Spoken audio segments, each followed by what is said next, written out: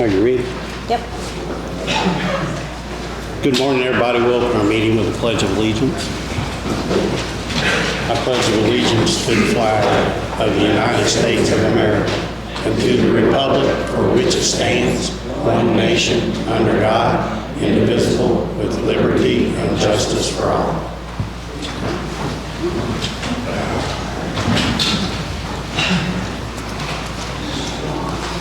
So we got to do drainage first or no? If there's nothing, we have Yeah. There's nothing on the drainage board, so we'll go right to the commissioners meeting.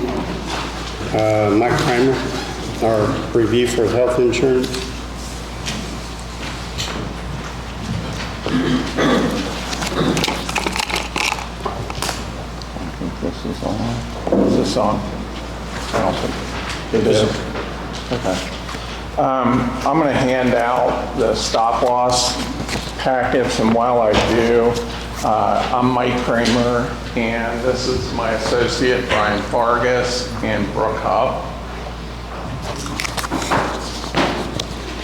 While I hand these out, Brian's going to talk about one of the previous public meetings and questions that came up about your plan and address those in the meantime. Brian.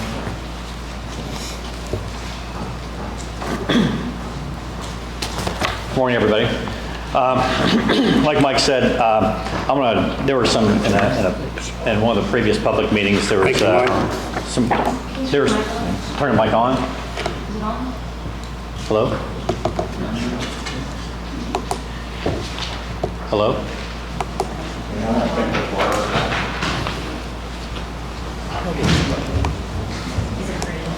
It's red. Oh, There you go. is that better? Yeah. Excuse me. In the previous public meetings, there were some questions, and actually some very good valid questions that were asked of your plan, that if you didn't know what was in your plan, they were all valid questions to ask. So I do want to say there were good questions, but there's some questions about stop loss and your deductible and the premium and things like that. So talking about stop loss, every year, every single year renewal, we go to all the leading stop loss carriers across the country. All the top rated carriers, which we are a top tier producer for all of the carriers. And we shop to try and get the best contract and to try and minimize as much risk as possible to the plan. And we do that. And there were some questions about, large claims going forward, how it can impact your plan, and lasers and stop loss. So we were able to secure a no new laser policy with a rate cap on your plan. And I think it was even brought up, Tom said those are hard to get, and they are hard to get because you didn't always have that. So you're protected from the large catastrophic claims, from not being lasered, which is a higher deductible on individuals with large claims. But inside that contract, outside of just having a rate cap in a bad year, it also protects. There was also comments about things going on like new type of treatments for like cell and gene therapy that's coming down the pipe, and those can be anywhere from $1 million to $5 million treatments. Your stop loss carrier already had, and they're one of the few carriers out there that covers that underneath your policy without increasing your premium. They've already addressed that, and it's covered under there. Not all the stop loss carriers have that addressed, so that's very important. And talking about the risk in terms of the level of the deductible that you have and the premium that you're paying. And yes, in terms of premium, you are on the higher side from some other municipalities and other companies, but your risk is different. Every group is different from a risk standpoint. And to put in perspective, the premium you've paid compared to what you've gotten back. 2 years ago, or last year, your loss ratio, which means the loss ratio is how much you've paid into the plan compared to how much they paid out to your plan, the insurance company. The loss ratio last year was 144%. So the carrier did not make any money, they actually lost money on your plan. This year, it's 129% running right now. And with the risk that's going on in the plan right now, they're projected next year to have 170% loss ratio. So you have to put in perspective. You can't just say, well, your premium seems high compared to what we see out there. You can't lump one group with everybody when it comes to specific stop loss, because it's all about the risk that's in the group. Remember, you have large claimants and they can't laser those people, which means they can't put a bigger deductible, and they can't raise your premium any more than a certain percentage. So they haven't made money on your plan. You've actually received more money from the carrier than what you've put in. So it seems high, but it's been a good deal for the county in terms of what you're paying, because you return more back than what you paid in for the last couple of years. So that's one thing. We've also tried to minimize as much risk as we can to keep that premium as low as we can with the risk that you have. We've also put an organ transplant rider in place years ago that minimizes that risk from when someone has a transplant, that the stop loss carrier can't increase your premiums because of that transplant. We have a rider in place there that a lot of people don't know about. So that rider's in place. So we've tried to do the best job we can to keep the risk of the plan down with your deductibles, as well as trying to keep the risk down from other large catastrophic claims that could come down the road, like cell and gene therapy, organ transplants, things like that. So you're protected in all areas there. And so I know that it seems to be that your premium may seem high, but to the carrier, it's not. They're losing money on you, if that makes sense. And we shop it every single year. And Mike's going to talk about the renewal in terms of deductible size and the options that we have there. There was other questions about where there could be savings when it came down to pharmacy, and that seemed to be the biggest thing that was focused on was pharmacy. Great questions.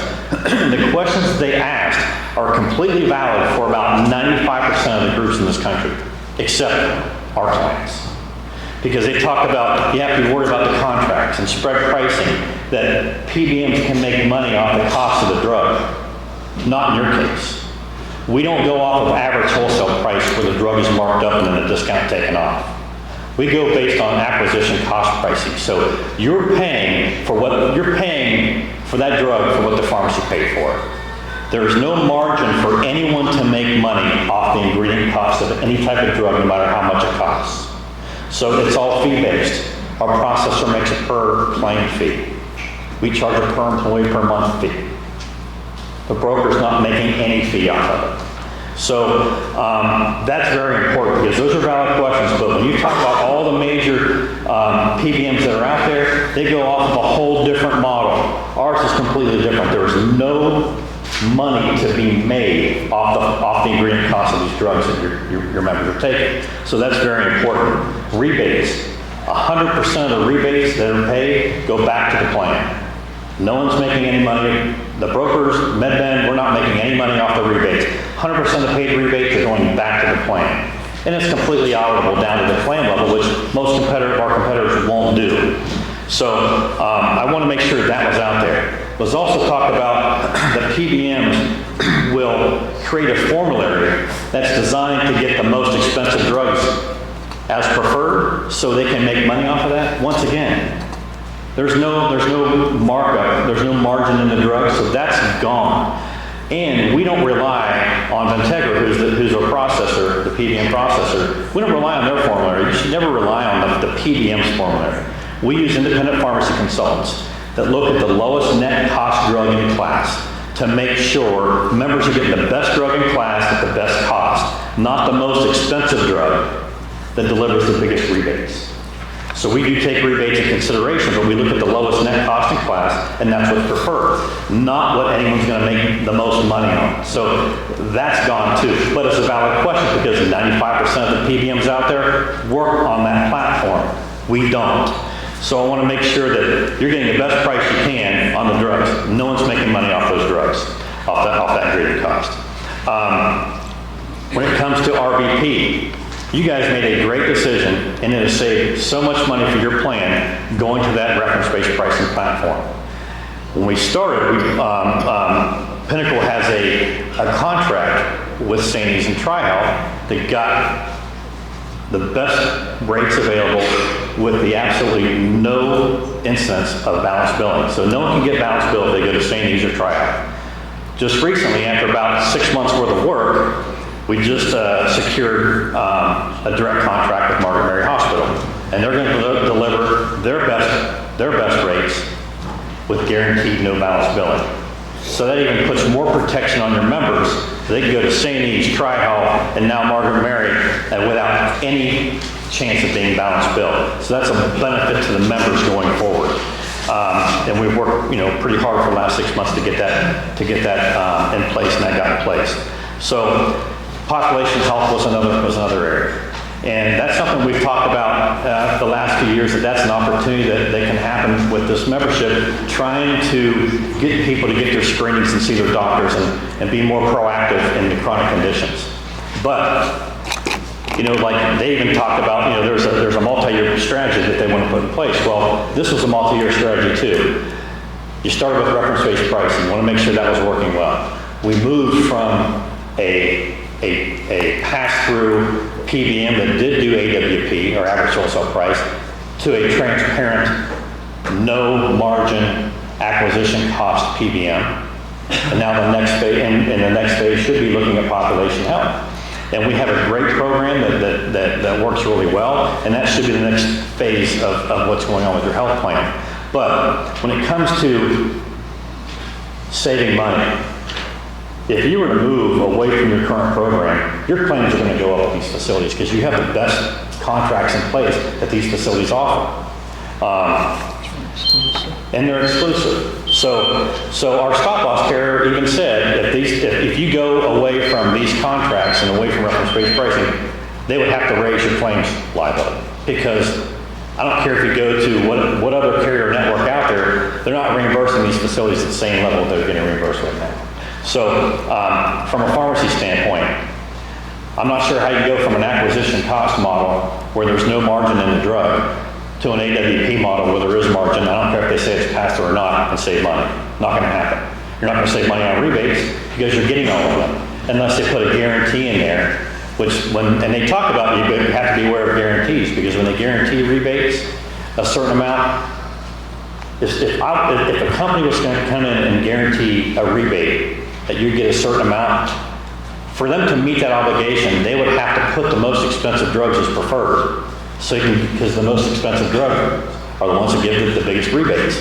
And so you're going to have to pay money to get money back. And so we look at lowest net cost. You're doing the right things. Those were all valid questions without knowing what you have. But you're reimbursing these providers at a rate that the carriers can't do because it's reference-based. You have contracts in place with preferred providers where they can't balance bill, with great benefits to your members. And you have a pharmacy plan that no one's making money off the cost of that drug. So with that, I'm going to, yes. Oh, from a compliance standpoint. I can honestly say Franklin County's been a client of MedBend and Pinnacle for years. And through these years, you've been a client of MedBend and Pinnacle, there have been a lot of federal and state regulations that's come down the pike. And there has not been one instance where your plan was ever out of compliance. Not one. We have a whole compliance team back in our office that does nothing but make sure our clients are educated, informed, and compliant with their plans. And there has not been one instance where Franklin County government's been out of compliance. So, Thanks. Okay, I'd like to go through what I handed out, and you have really 3 silos of cost in your plan. Brian talked about the medical portion and the pharmacy portion. And again, we're excited because we got an exclusive contract agreement with Margaret Mary Hospital, who now is going to, or ultimately reside in Franklin County. If you look at the handout that I gave, we looked at a lot of other carriers, as Brian talked about. The renewal with SunLife overall was the best. It was overall 12.5% increase. If you look down at the very bottom of the total cost, the next best carrier that we had was the third column on your sheet. And although their premium looks as though it's $430,000 less, they assessed because there's one contingent laser in there, so 1.46 certain in lasers million and 1.935. So that totally, by 3 times negates any savings you could get with that carrier, and they were the best carrier on the sheet. Any questions on this first page? Okay, the second page is just simply... Mike, can I explain real quick about that laser piece, what that means, real quick? Gladly, if you'd like to. Because premium was brought up, and that's a big issue, because that was one of the biggest things they said it could save, 6 figures in premium. Here, Mike's showing it could save $400,000 in premium, okay, in fixed costs. However, to get that $400,000, remember, they're looking at the risk of the population. There's a couple individuals that they want to laser if we did that. So, like with a brand new carrier, they're allowed to laser at the beginning. The laser is putting a higher deductible. So right now you have a $60,000 deductible. What they're saying is, okay, your deductible is $60,000 and your premium will be $400,000 less. However, this individual here, which is de-identified, the deductible on this person for the county is $1 million. And so the county will be on the hook for the first $1 million of that individual, then stop loss takes over. So when you net the risk of that out, what happens if that person hits and they hit $1 million in the first 6 months? Can you handle $1 million claim at once? Or would you rather have to pay a higher premium to level that risk out through 12 months, and it's still going to be less than what if that person hit $1 million? And so that's a big difference in terms of being able to reduce premium. But in your case, they always look at what's going forward. You have some risk out there that could be $1 million. And I'd much rather take the risk on that premium than take that laser liability. Because once that laser liability is there, even if it's a no laser contract going forward, whatever they have lasered will always stay lasered throughout the life of that contract. So I just want to make sure that's clear. Thanks, Brian. And just to be clear, the contract we have with SunLife, like Brian had mentioned, has that no new laser capability. They can't, other reinsurers have the ability to take that away at your next renewal.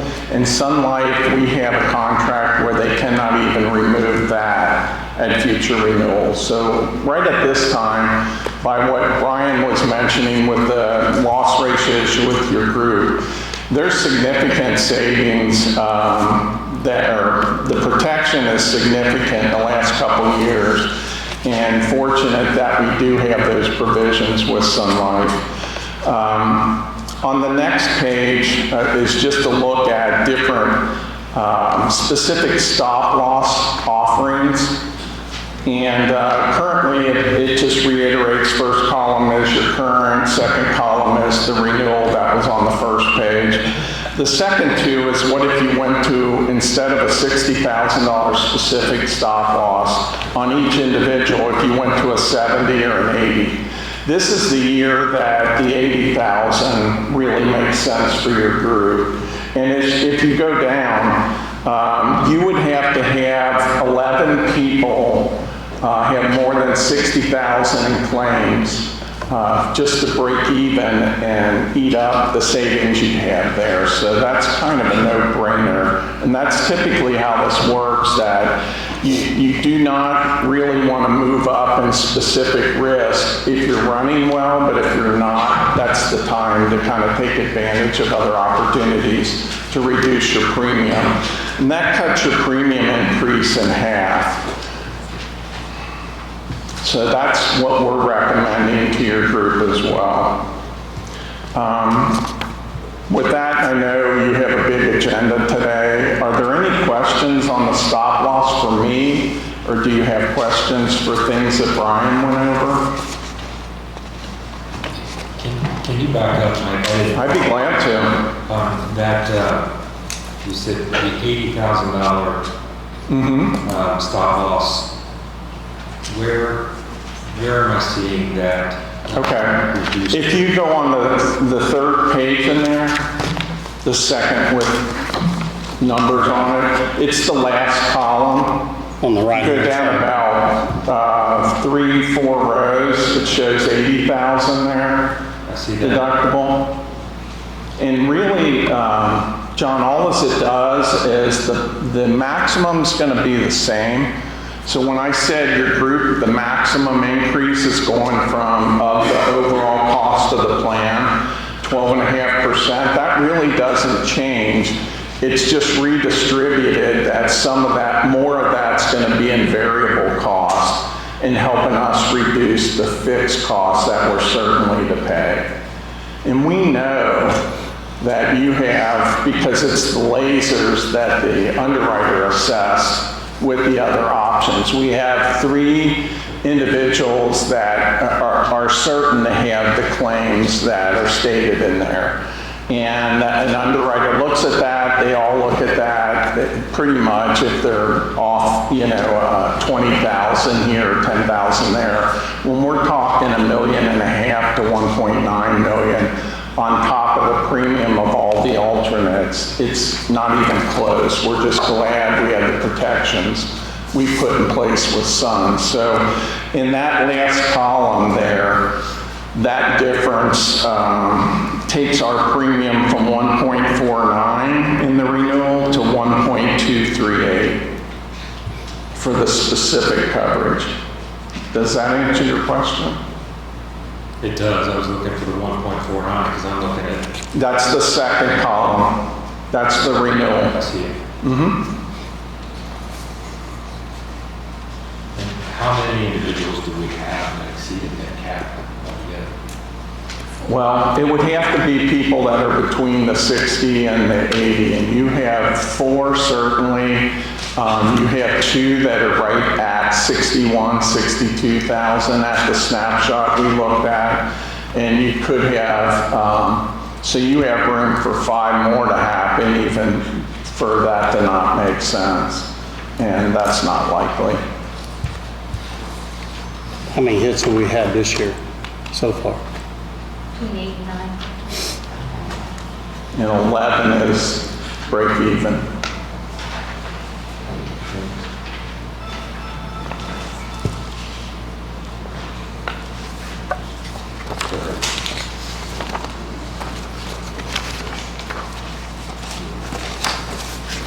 We renewed, September 1, Mike? Yes, 9-1. So I take the last column as our renewal for 80,000 and a total of 1.236 as our specific premium. Then you got your organ transplant in there, which is $22,000 and administrative fee for a total of 1.3. Is that correct?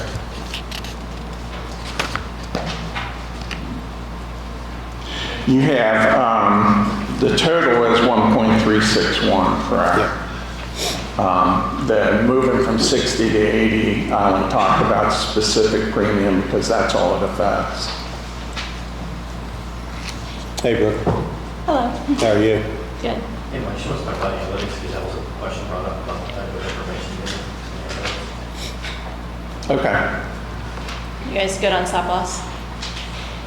Is there any questions related to the stop loss or what Brian had talked about? We're not trying to capture all your time, but we want to make sure we're complete. No, I'm good. I don't know about I just want to make sure that, to reiterate that, like the county council members, if we were to have sought somebody else for another quote before September of next year, we would forfeit that The direct contract. 1.7, right? You would forfeit the direct contract. So you have multiple cost buckets. You have pharmacy. You would forego the purchasing of pharmacy at cost. In the medical bucket, we have direct contracts with providers that are exclusive to us at their lowest cost. And the advantage to them is that they don't have to balance bill. The advantage to your employees are they get co-pays and they don't have to pay anymore, and they know they can't be balanced bill either.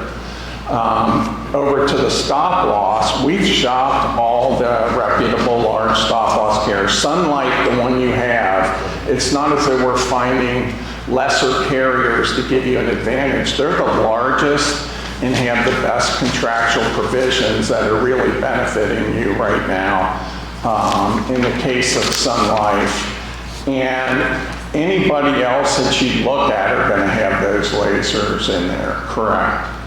And I forget, did you have a different part to your question? There were 9 carriers. Yeah, we went out to 9 carriers.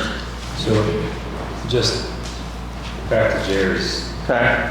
back to Jerry's point on the contract currently reads that we can't do anything before, I forget if it was 9/1/25. 30 or 60 days prior to 9/1/25. Because how long have you represented us?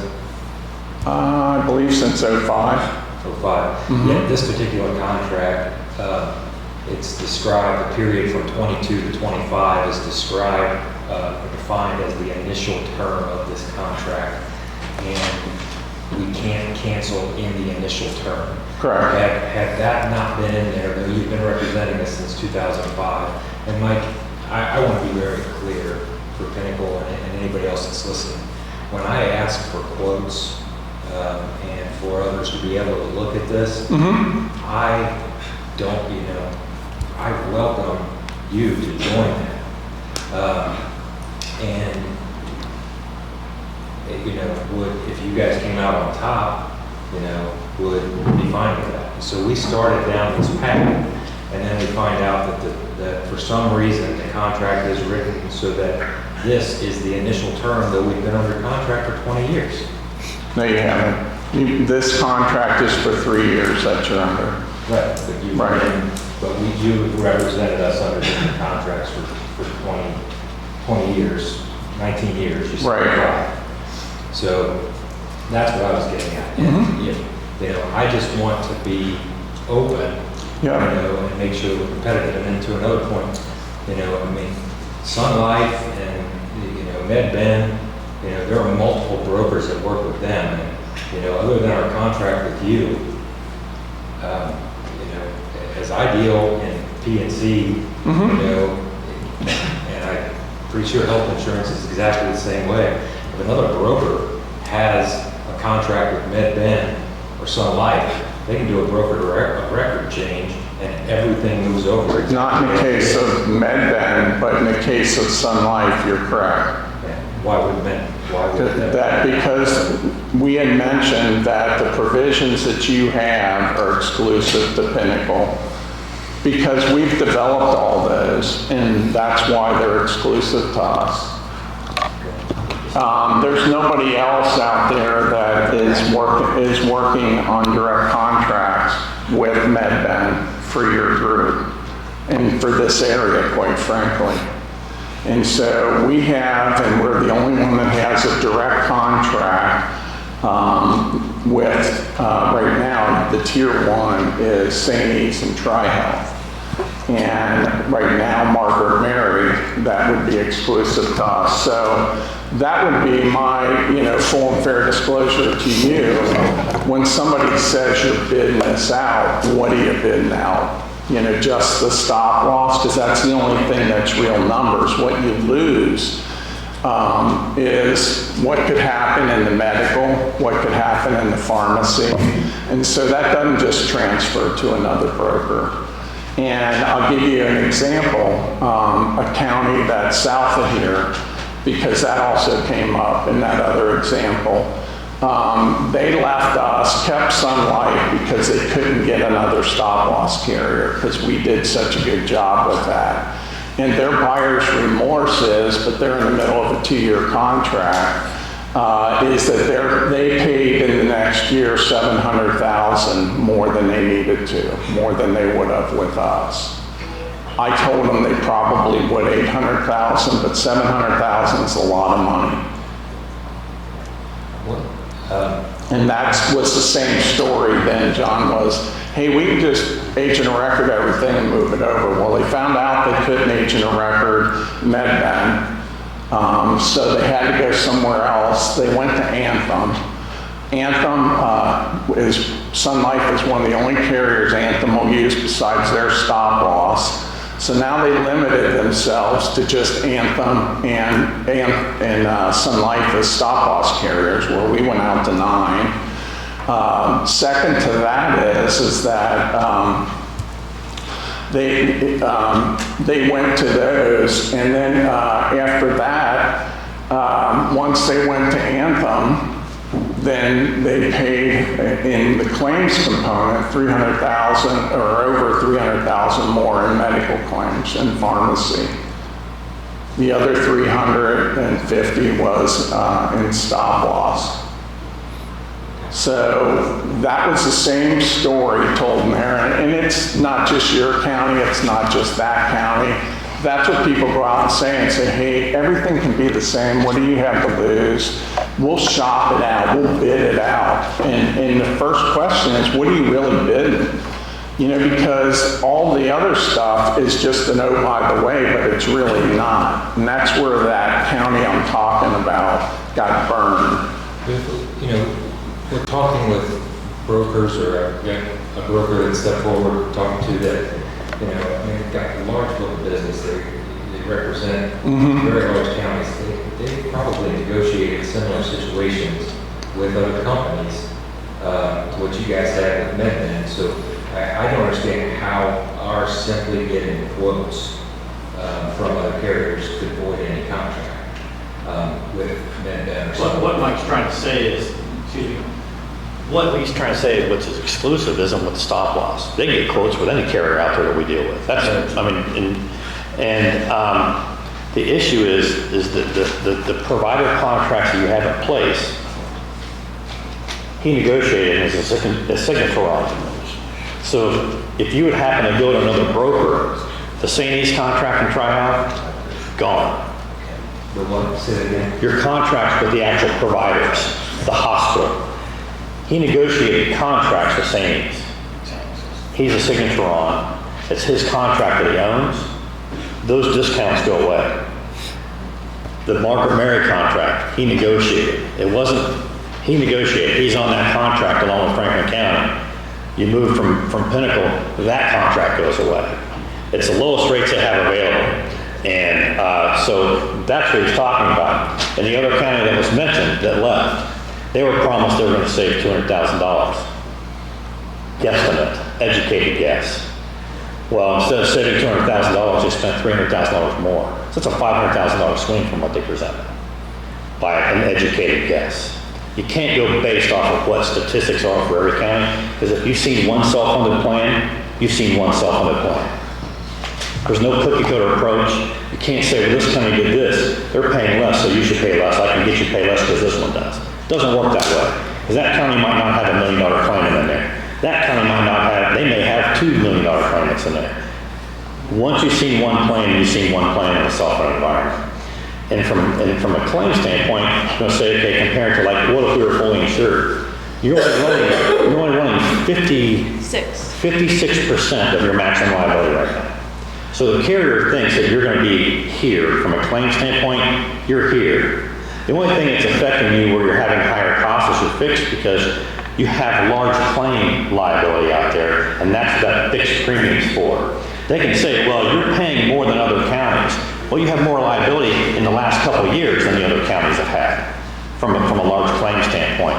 And so you have a no-laser contract. Like I said, we could save you $400,000 in premium right now, but you have a couple $1 million of liability hanging out there you might have to pay on somebody that you wouldn't before. You want to pay $60,000 on a large claimant, or 80, or you want to pay $1 million on that person.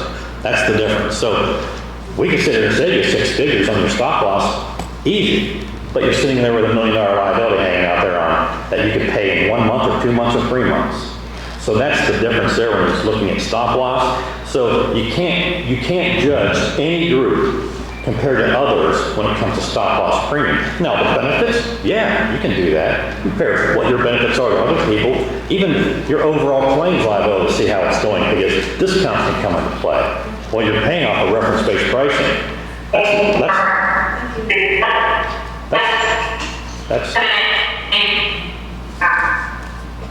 That's lower about anyone, that's lower than what you're going to get from a carrier standpoint. When I say carrier, like an Anthem or United Healthcare or Cigna or Aetna, their networks. Let me finish that. Go ahead, Mike. Yeah. Yeah. So specific to your question, John, is there are national brokerages, and maybe if there's a group in Indianapolis, one of them may have a better arrangement than I do. But in this area, our whole model started out with, what's now St. E's, but Dearborn County Hospital. We had a chamber plan since '96 in there and had their lowest rate for that. And by that, we waived the deductible. And it evolved into us getting these direct provider contracts in this specific area, because that's where your employees are going to get their services, are right here, not in Indianapolis, although they can, and not further away. The most of your group gets their care at Margaret Mary. But wouldn't, I mean, when we're dealing with these brokers, and again, I welcome you guys to participate in that when we do. What is the criteria you would have for that bid? So I would ask if we take a look at that together. But my question is, Margaret Mary doesn't want to lose that business. They're going to negotiate a similar contract with any broker that's... This is the first one they've done, and I bet you it's not based on one group. Like I said, I don't think they want to lose that. I think they would negotiate a contract with whoever we chose. And I'm not saying we step away from that. I'm asking for an open review so that we know exactly what we're dealing with. I can see what you've done here. I take a more in-depth look at it. Some of the things, as I looked at the contract, there's from a human resources perspective, there's a portal for employees to access HR benefits information. I'm trying to hear what you're saying. There's supposed to be a portal for employees to access HR benefits information. I'm not familiar with that personally, so I would have to see that. But then, what does your group do to enhance wellness within our employee group? What percentage of our employees are currently utilizing primary care physicians? I can answer on that. Yeah. What are we doing regularly to enhance the welfare of our employees? You have, for an annual wellness exam, right at this snapshot, you have a 35% compliance rate with people getting an annual wellness exam. Okay. Which is really low. And Brian mentioned, so quarterly I meet with Tom and some others to go over information. I'm Brooke Hupp from Medbin. I'm a regional sales director. And weekly and monthly we send information to you guys to take a look at, but then we also meet on a quarterly basis. I think that you've been invited to some of those meetings, but have not participated in them. So when we meet, we go over all different types of analytics, from wellness to office visits to your inpatient days, where your people are going, and really we've set up within the commissioners a 5-year plan that we developed, and we are within that 5-year plan. Our first strategy, like USI mentioned, 80% of your claim of what you're paying are going to be your claims. What you're paying Pinnacle and Medbin is 20% in stop loss. That's 20%. So the biggest piece of what you're paying are going to be your claims. So if you're concerned about your claims, that's what you need to target, and that's what we've been doing. We started out with reference-based pricing. Reference-based pricing reduced the overall spend of Franklin County significantly from the arrangement that you were in under a PPO plan. So you went from a PPO plan, a discount off of billed charges, to paying a percentage above Medicare. When going through the analytics, we determined who your top providers were. So when looking at your top providers, we entered into, and Pinnacle entered into these direct contracts with your most utilized facilities. We identified that Reed Hospital was not willing to participate and they were pushing back. So we steered people away from Reed and into the direct contracts that we had. Then Margaret Mary came into play. That's when Pinnacle started to approach Margaret Mary, because now they're your most utilized provider. He has now entered into a direct contract with Margaret Mary when they're agreeing to give him an exclusive deal, and we're going to go out into the market and, or into the community and market this plan to encourage more people to utilize Margaret Mary for a best discount and better benefits for the members. So that's where we're targeting your claims. The second tier of that approach was going after pharmacy. As USI mentioned, it's almost doubling what we're seeing in pharmacy costs because of the specialty meds that are out there, because of the gene therapies. So we've addressed that issue through different programs, through your pharmacy model. The first move, which didn't impact anybody, was a move to that acquisition cost index pricing. We went from an AWP model to an ACI model. So now we're accessing those medications at the cost that the pharmacy is buying them for, to take out any manipulation of margin within the PBM or the pharmacy. So that's gone. Then we've addressed specialty drugs. Every time we've met, we've talked about population health. We've talked about the low utilization to encourage members to get to their primary care providers. We've given them flyers to promote wellness, but at what point was this in the 5-year plan to really push wellness? That's where we're at now, and that's why I've always showed them your compliance with your primary care physicians. We know that, we go over it, but the biggest piece was to tackle the claims part. Now, when you put in a primary care or encourage people to go to population health, you're going to see more claims, you're going to see more utilization. The problem with your plan and the high cost right now is your high claimants. Everybody else on your plan right now is costing the same or less. You have large claimants, you have some large pharmacy claims, you have large medical claims. You have a few cancers that were probably put off because of COVID that have now been caught. So within MedBen Well Living, we promote early detection and early intervention being key, but that was down the road because we had to tackle the bigger problems first that caused the biggest savings. So when we meet, we go over all your ER visits. We look at the severity of them. We make sure that people aren't using the ER for a primary care physician. We make sure that if you're shifting that not everybody's just going to urgent care instead. We look at your inpatient admissions. Where are your members going for them? You know, was there something that could have been performed here, but they went over to Mercy instead?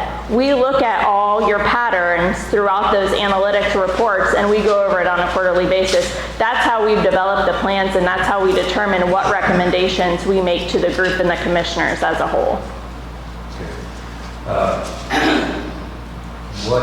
So you're meeting with the commissioners and sharing this information. What are you doing? What are we doing for the employees? Is what I'm. We have meetings with them as well. I've not heard any, and for the record, look, I've never been invited to one of those meetings. Okay. Now, it may have well been your intention to invite me to that, but an invitation to your meeting has not been extended to me. Okay, I apologize. I thought that you had been on the overall invite. In order for any two of us to attend, we have to schedule a special session. Public. Okay. So there are some things in here that I want to point out to see if you guys can help us further, because as part of the agreement, the time off tracking, we pay another company currently to track time off for our employees. We got to mention here the employee handbook. We pay another vendor to manage and handle our handbook. Yeah, you shouldn't be doing that. Yeah, and so that's all part of what we're paying you for. Yet we're paying other companies to handle this? Yeah, you have a portal, well, you have a couple things available to you. Compliance-wise, you have a whole compliance team available to you, and then you have an online portal that you can get a boilerplate, and it's a link, so it's always updated by state, boilerplate handbook. So let's say you say, I think our FMLA policy's outdated. You can look that up. You can take just that section and update it out of that handbook. You can update your whole handbook. You can do it by pieces. And then, as an example, you have a compliance team also that you can have questions. You can have a one-on-one. You can have on questions you may have about FMLA and how does that fit our group. And so those are all available to your group and have been. You can get wellness flyers out of that portal. You can get, all kinds of compliance updates, and you can put yourself on a regular basis to get those compliance updates. So those are all available to your group. And so when you look at your plan again, it's in, 3 primary cost centers. It's the medical, which is all acquired here locally. And in fact, I want to say like 70% of your group is at Margaret Mary itself. And then you have pharmacy that you're getting at cost. And then we shop out the reinsurance, and fortunately we have the provisions that we negotiated with SunLife to have in that contract that are really protecting you in these last 2 years. So I wasn't being flippant, but when I say, when somebody comes in and says, hey, what do you have to lose? Let me bid this out. My question is what are you bidding out? Because right now, just looking at the stop loss, you're glad you have SunLife, and that's probably your only option right now because the provisions in it are really covering you. And it's not even close. Some of the times you have a question and you may have a contingent laser, and you know that that's probably not going to happen, and you want to take that chance, and they're saving you a lot of money. So we'll take that chance and put that contingent laser in there, and that's no problem. You have 1.4 million to 1.9 million in known laser risk, and that by far is not worth any amount of savings you're going to get up to $400,000 in what the whole panel of review we did. So part of the contract is, and I didn't catch the initial term of this, but when you ask what we would be quoting, part of the contract is that you would create an RFP for us so that we can put that out to others. And it's renewal services, RFP creation is part of it. We do that when we go out for ours. Right. That's how we get these other quotes. Right. You create that so that we can share that with other brokers who intend for the services as well. But that's still just stop loss. And so it's really, that goes back to my question to you is, when you say we're going to bid this out, what are you bidding out? And if it's just stop loss, you're doing yourself a big disservice. The point that I made to Jerry and the others at a recent meeting was, we're not, when we do ask for bids or quotes on coverage, if somebody presents us with a lesser plan, they present us with this great premium, but it's a lesser plan, we've got to be smart enough to recognize that, and say, we're not comparing apples to apples here, and Pinnacle is still the best way to go. This other county that I was using as an example wasn't, and that's what they used as an example, the one that's in my backyard. And so they're going to spend $700,000 more by things they weren't told or were just lied to, quite frankly. And so do you know to look for those things, like the difference in pharmacy benefit manager and that? I'm not trying to be insulting, but most people don't. Yeah, I understand. Yeah. And so we've grown with your group in this area and believe we have the best contracts available in this area. I can tell you nobody has the pharmacy contract that we have. And then we shop the stop loss. So those are the three cost components. And again, if you have a broker here that's a national broker and they have something in Indianapolis, well, they probably have arrangements that are better than anything I can offer there, but I'm not there. I want to reiterate that as a third-party administrator, we work with lots of consultants, lots of agencies, and 9 times out of 10, what USI came here and presented would work. It would stick with other groups, because if you're not with an independent third-party administrator, when they're talking about average wholesale price, when they're talking about bona fide fees in the pharmacy, when they're talking about plan design, that will probably work in other areas of the state where somebody's with one of the BUPAs, meaning Anthem, Aetna, Cigna.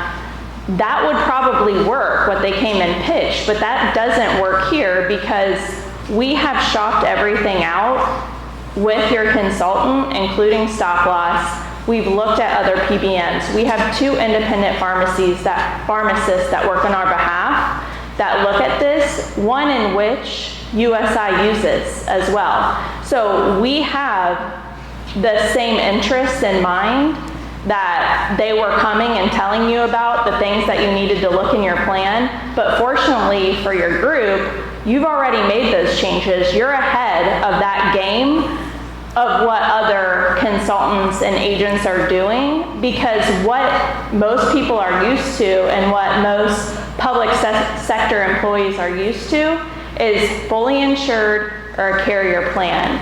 That is completely opposite of what Franklin County is doing, because we have met and you have continued to make plan changes to stay ahead of what's happening in the market. I just want to ask one thing about the 30 to 60 days. Is that before September 1st or after September 1st? Like you're allowed the 30 to 60 day window. The initial period runs to the end of the contract, and that's just notification to get out of the contract after the initial period. But the initial period runs to 9/1/25, and it's not a ridiculous thing. As I was talking about this other county, and I'll keep using them as an example, they're in a 2-year right now. And so even though they kind of have buyer's remorse, there's nothing they can do about it. They thought, maybe to the same that you're pitched, I can't speak to that, but that they could just take it over and, hey, what do you have to lose? I can improve on things, and you get everything you have now. And that's not the case. And they found that out the hard way, I guess. But, you know. Can I say one more thing, Mike? Sure. Going back to the questions and concerns. If the organization was in here asking all the questions on that last public meeting, if they don't know what your loss ratios are, and they have known the risk you have in place, they wouldn't be talking about your premiums too high. Because it's not, because of what your risk is. So that's been off the table. If they had known what Integra's contracts are, that it's acquisition cost indexing and not a marked up discounted drug pricing contract, they wouldn't have said the things they would have said, because none of what they said applies to your drug plan right now. You don't have any of those things they told you should look out for, not in your plan. You don't have it in your contracts. You don't have what? You don't have spread pricing. They talked about you have to worry about spread pricing. You have to worry about the formularies in place so they can that they can set formularies to make money off those expensive drugs. You don't have that provision in place. You don't have contracts where there's margin in the drugs where the PBM can make money off the drugs. You don't have it with your current setup. It's all fee-based. There is no money to be made off of that drug by a PBM. Gone. It's just, you're paying what the pharmacy pays. So for an example, John, a carrier like Anthem or United Healthcare, they look at pharmacy. That's a way they can make money. And so what they try to do is, even if they guarantee you a certain amount of the rebates, they rearrange their formulary so that the highest cost drugs and not necessarily the most effective drugs are in that formulary that generate the highest rebates. We're totally out of that game because you're getting your scripts at cost, and we deliver all the rebates to you. They just didn't know that. Incentive to do that. They didn't know that that's what you have. Because the questions they asked aren't relevant because you don't have that. Now, if we had you with a PBM that had a marked up, like a list less type model off of average wholesale price, every one of their concerns are valid. But you don't have any of those type of contracts in place like a traditional PBM. So that's why I don't see where the savings will be. You talked about bona fide fees for 5 minutes. There aren't any bona fide fees because those are built into that drug price. There is no margin in the drug. And so we can audit that down to the claim level. If someone took amoxicillin on May 3rd, 2013, we can tell you what the pharmacy paid for that, what the cost of that drug was that day, and what you paid for that day. We can tell you what the rebate was for a certain drug that day, and then we can tie that rebate back to your plan. Other PBMs aren't doing that, and they pointed that stuff out, but the pharmacy benefit management program you have right now doesn't have any of that. So you brought up something that I had asked about a couple of times, the formulary. I mean, it's been my experience in the past that the formulary is set year to year. Okay. Yet we've had employees that are coming to us saying that the drug that they were previously approved to take is now not on the formulary. And the formulary has changed multiple times throughout the year. It can. It's not normally multiple times. It can. It's usually set each year, but it can. If there's a major swing in a drug price or a drug company got bought out and they are using that drug, it used to be low cost and cranked it up 200%, and now there's another drug that does the exact same thing with the same exact effectiveness that's 40% less, we're going to change it to that drug. That's not unique to MedBen or Integra. Every company changes their formularies every year. And normally, and what they were trying to warn is, a lot of these PBMs change their formularies to get the most expensive drug on there so they can make more money. We're looking at lowest net cost. They actually said in that meeting that you should be looking at your formulary and looking at the lowest net cost in class. That was one of their pitches. That's what you should be doing, but that is what you're doing. That's the way your formulary is already designed. They should be looking out for hidden monies. There aren't hidden monies because there's no markup to the drug. It's just, here's the drug, you pay the pharmacy a dispensing fee, and you pay the processor a per claim fee.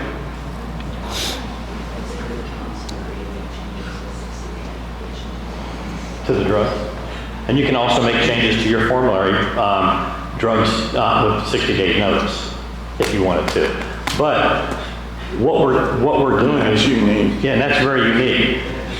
We can customize formularies, and we've made changes on behalf of a plan that other PBMs won't allow you because it messes up their rebates that they're getting and things like that. We're completely looking out for our best interest is the plan. We're not making money off of any ingredient cost. If the drug costs $50 a month or $2,000 a month, no one makes any more money than anything. It's just a flat per claim fee. We charge a per employee per month fee. So all of their questions were extremely valid and should be concerns of 95% of the health plans out there. Because 95% of the health plans have a list less model. So the pharmacy buys it for this cost. It's marked up and there's a discount. That markup is called AWP, or average wholesale price. We don't do that. You're paying the pharmacy what they pay for the drug plus a nominal fee for their services for dispensing the drug. So if they would have known our models that way, they wouldn't have said 90% of what they said on the pharmacy piece. Because it's not valid. Because all the things they should say you should be concerned about aren't in your plan. So that's what my point is. And we just want to be open and honest. Yeah. That's the purpose of doing this. Yeah. I think it should happen more regularly. I would like to see quarterly updates on the program. They're given, it's just whether you're there or not, and I don't control It that. needs to be here. It needs to be. Now, I can't be here because there's PHI in it, and I can't use PHI in a public meeting. PHI. Private health information. Okay. HIPAA-wise, I can't give that out in a public meeting. Which brings me to another point. Okay. I don't think, as far as private health information, we are all too close to the employees here. For any one of us to have personal information. You still can't do that. You can't, if you're going to use that effectively and have meetings to manage your plan effectively, you have to go by HIPAA guidelines. And so you have an administrator in your plan that's allowed to get PHI. And there's protocols, because if all of a sudden you have an employee that says you discussed this in a public meeting, they can sue you for that. Or if the PHI is with a spouse of an employee. My point, and the questions, I don't think that I think you should be, if you're the plan administrator, I don't think that plan administrator should sit here, okay, and have personal information, personal health information of our employees, because if I'm a plan administrator for the county, and I have a name associated with this number, now I've got I may have a personally vested interest in this approval or, in this change.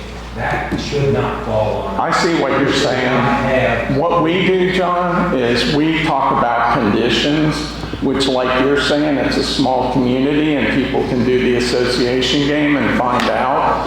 So we keep it as de-identified as possible, but still what we go over, it's not appropriate for a public meeting. And if I was one of your employees, I wouldn't want my condition information out in a public meeting and on a video and on YouTube.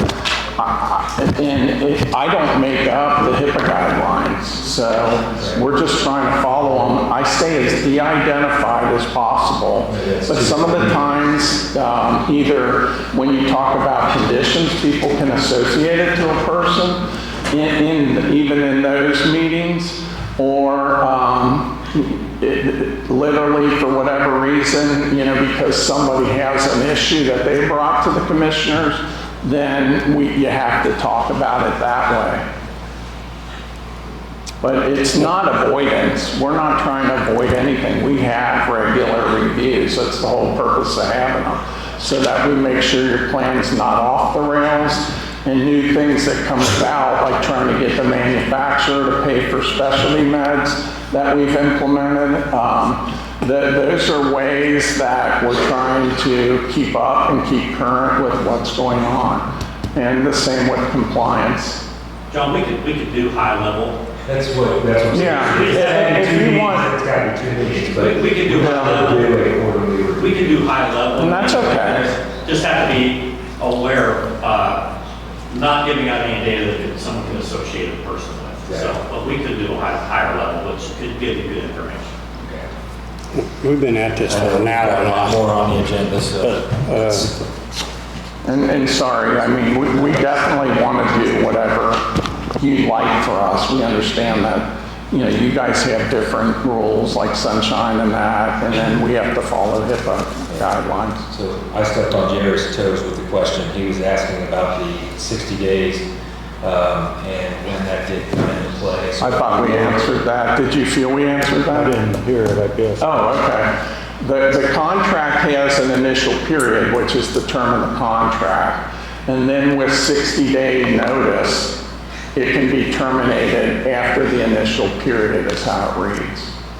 So after September 1st. Of 95, Yeah, correct? 25. Yeah, sorry. I just wanted to make that clear. Okay. So before we have any more time invested here, I'm gonna make a motion that we renew our health insurance with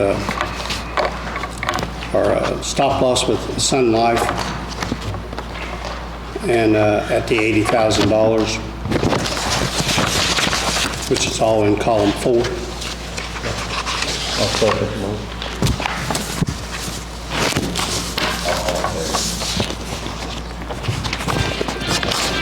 Oh, what did you say, John? All in favor? All right. Thank you, we appreciate it, and we'll keep talking about scheduling meetings, so. All right. Thanks, Mike. Thank you, I appreciate all three of you.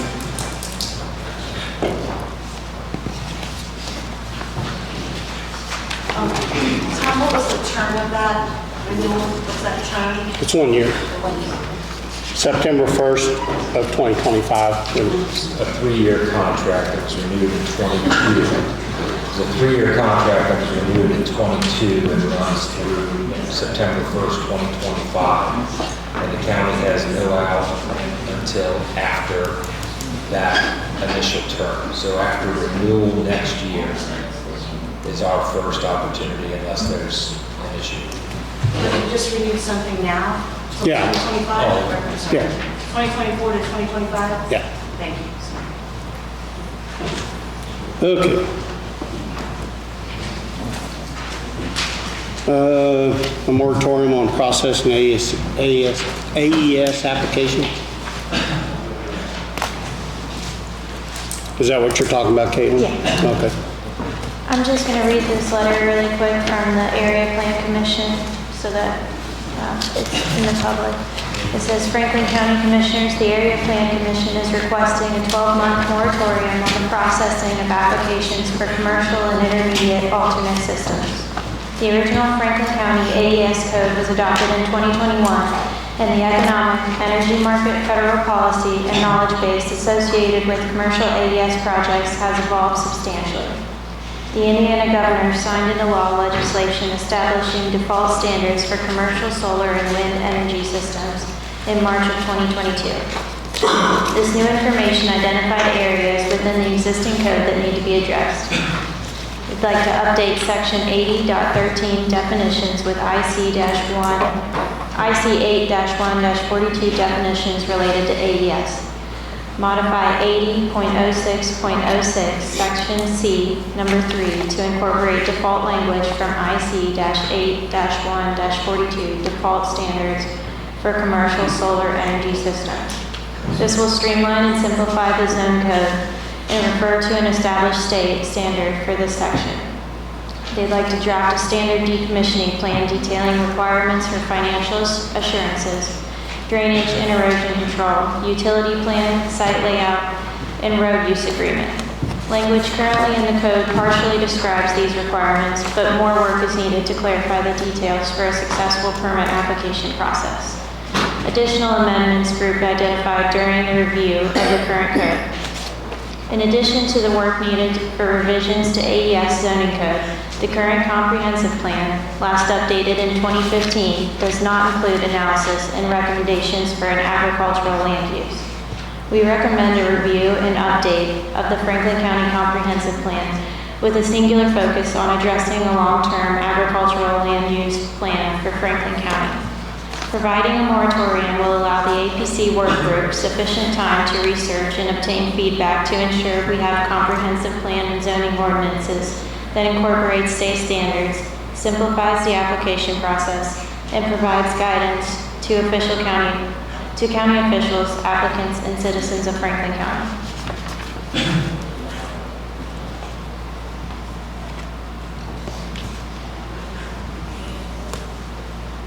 You guys have questions?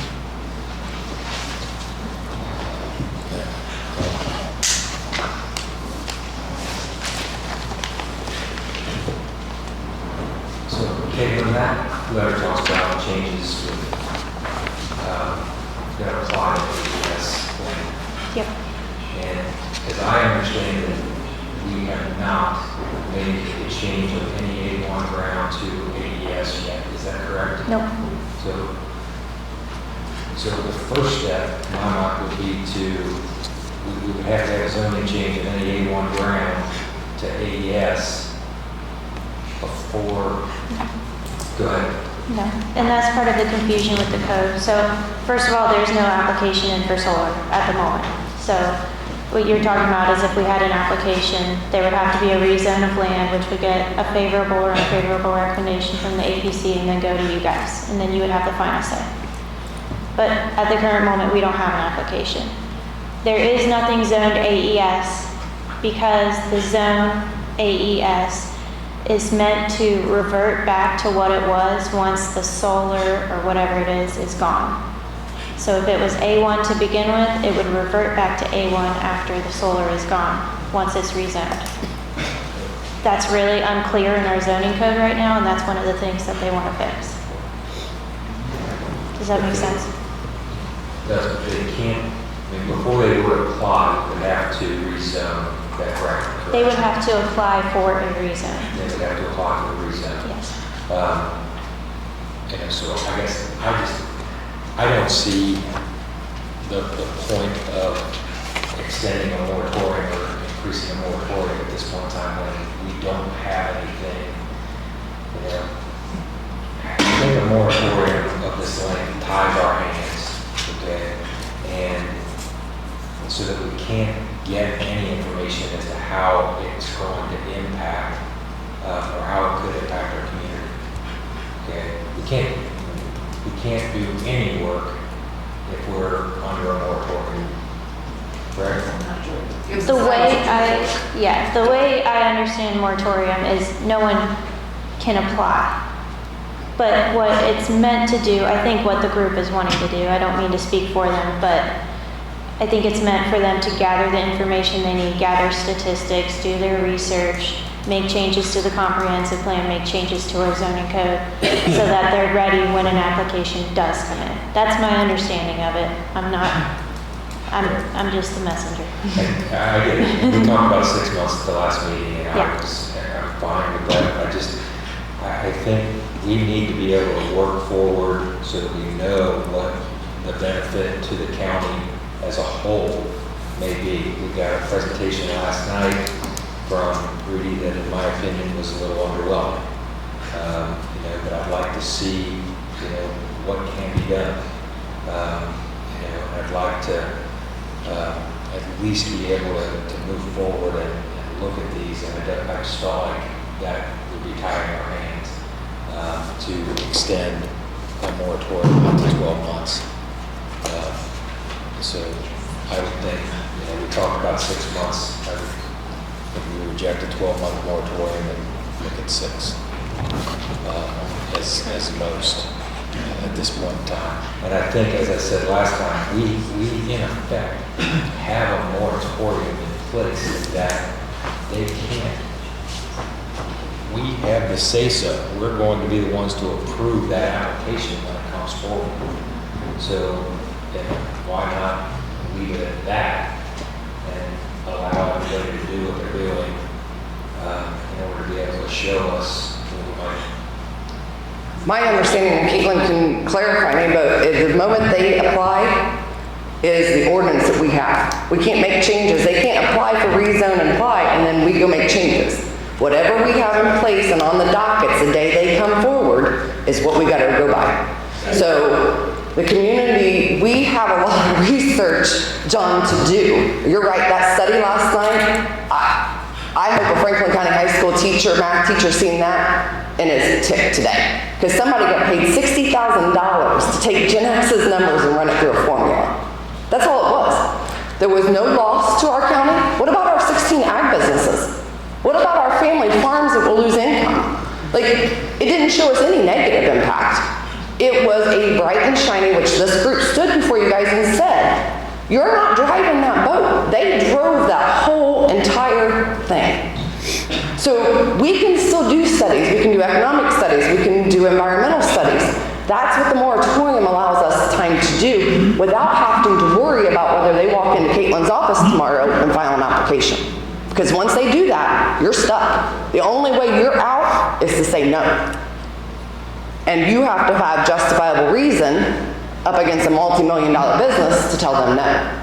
And so we need to be prepared I'm not saying that it's a yes or a no vote, but we need to be prepared that if this comes down to a yes vote, that the things we have in our language, everyone in this county understands, and everyone can live by, whether that project be in Bath Township, over towards Batesville, Whitewater Township, and again, right now our comprehensive plan has no cap.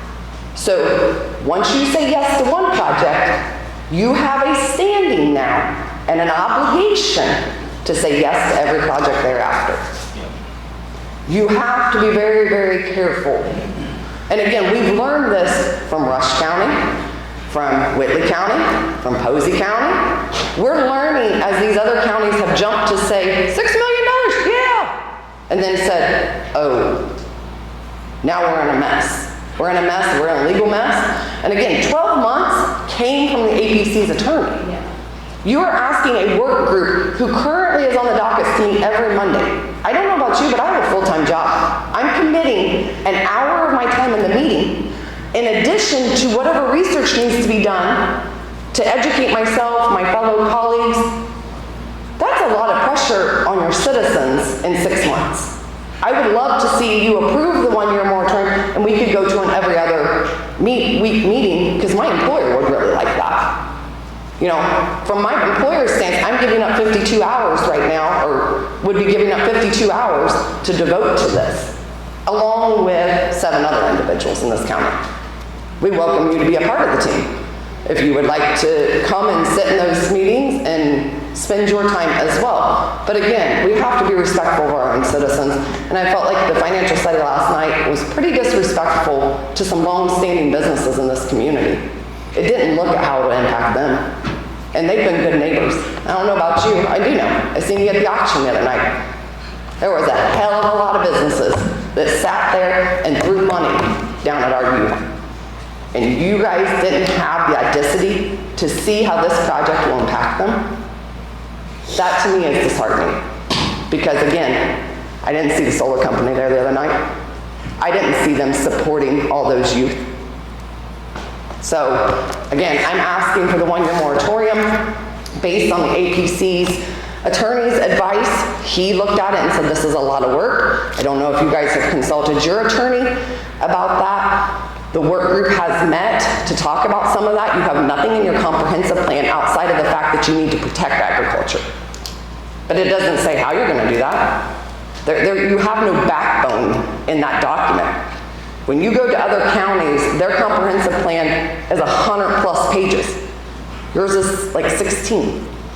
So there's no details there to go off of. As Caitlin stated, we've got tons of work. There's 21 areas that are identified in the current ordinance that need to be looked at, and some work that was never finished in 2021. Property value guarantee. Again, that's something last night that wasn't addressed. When this affects your home value, and you walk in for a reassessment, county loses taxes now. My home value goes down by $20,000, $100,000. Those things aren't being looked at, and you're right, we have a lot of homework to do. That was a scratch at the surface, and like I said, an insult to a high school math teacher who could have done that work for you guys. You guys could have asked Gen X what numbers you want us to use, and possibly my 5th grader could have put that into the formula. But if they apply under the current standards and that application is rejected while we're working on this, would they not need to reapply under the standards that are later approved? I think they could, but I'm sure their grant or whatever, their timeline would probably run out or expire, they'd lose interest. But I just wanted to clarify one thing that was mentioned. If they applied now, yes, they would be under the current standards, but the board would have an opportunity during the Class 3 hearing to add contingencies to those standards. Just wanted to clarify that. I'd like to offer some clarifications for Officer County Surveyor, one of the members of APC. For the general public, elected officials, other offices, procedural process for passage of everything. The first step is an application for an AES rezone. That is a complete separate application for the actual project. They have to come in for another application for the actual project as a conditional use to be heard before the ABC as well. So there's a two-step process here so that everybody's clear on that. Caitlin, correct me if I'm not speaking correctly here. So the rezone has to be publicly advertised, public hearing with the APC, favorable, unfavorable, or no recommendation is made, goes to the commissioners for making the final decision. So there's a time period for that to happen. Nobody's ever discussed any of that yet. They have to kind of somewhat show their cards on what they're doing with that rezone too. Nothing of that has ever been done to this point. So, and if it makes it through, then that checklist that you're speaking of is the next step that needs to be applied. And all the suggested items that Rick Bath is talking about to take a look at with the work group is what I think they're trying to do with this moratorium, put it in place so that we can maybe take a second look at the zoning. Because nothing really happens until that second application comes in. You get a rezone on land, it doesn't mean it's a project yet. Just trying to clarify how the process works, because it seems like there's a lot of confusion about that.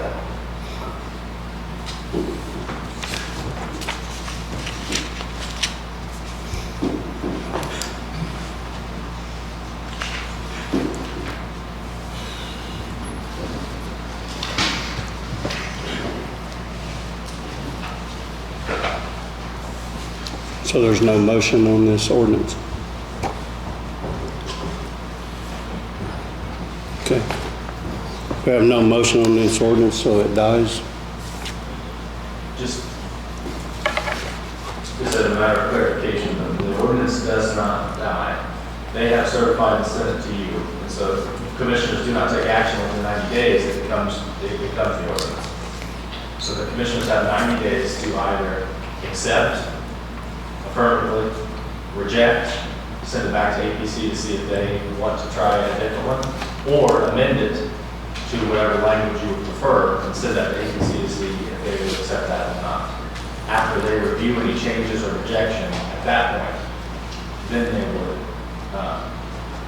then you have the opportunity to have the final say. But it does not die at this point. If 90 days elapses, right now it's going to go. So I just have a quick question, I guess. We stood here on June 12th, and you guys directed the APC. They did what you asked, with the exception of moving it from 6 months to 12 months due to the nature of the work and the volunteers who are doing the work. So kind of out of respect, and the fact that they only meet once a month, so they don't meet every other week. And what I'm hearing today is, you guys are no longer in favor of that, so you've changed your mind? I personally, Tracy, am still, learning through this process. I feel like, the time, we're in a situation right now where we can do that, and, now we've got 90 days, that at least, to work on this. I think, we owe it to you and to the rest of the county to take a thorough look at this project and how it impacts the county. I'm smart enough to... Why do you keep saying the rest of the county? This is affecting my home directly. I get it. Rosenberg's directly. Yeah, we all have... You have 7 members asking you to do a year. Yeah. That's all it's asked for. Right. And you're now saying you got 90 days, but you didn't even know until the lawyer tells you you got 90 days. No, we heard that earlier. Well, It was a point of clarification Okay. for an open meeting, Okay. but we didn't know that. Yeah. But it's very emotional for our family. I get that. And there are projects This has been that... going on all summer. I All get it. summer we've been here. Tracy's done her work for us. Oh, you guys have worked your tails off. I'm not discounting that at all. Then be respectful and give us the time to do this then. That's what we're asking for. We're asking for the 12 months, which will give you 90 days to do more homework. There's nothing that stops you from going out and doing homework, researching, talking to people. The only thing the moratorium stops is an application, so that we don't have to try to do this and that at the same Right. We can stop, focus on allow you time to educate yourself, allow the public time to do their research, allow the APC time to look over the ordinance. Many of the APC members were not here in 2021. This is new to them too. So I think this is a respect factor for your current citizens. And again, if that project's so great, John, they'll be here in 12 months. If it's the next best thing, again, peanut butter and jelly stayed around for a long time because it was great. I understand, okay? But I also know that, you know, and I'm smart enough to know, to understand better from a company that has things at stake when I hear it. So, But our home is at stake, our area is at stake. Holly, I understand. I mean, it's very emotional, John. You're not taking this, I mean, you guys have a recommendation from 7 board members saying, give us a year, we need a year. We're not moving forward, we're not moving forward with any project. We're looking at it. And what They can apply tomorrow and you will be moving forward.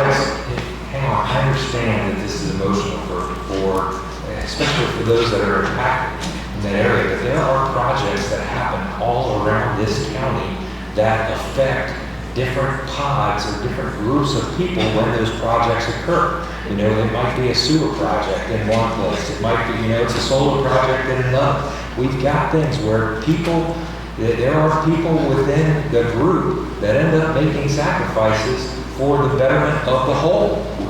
Okay? And that could happen. All right? That could happen. And, you know, I'm not saying that that's what's going to happen.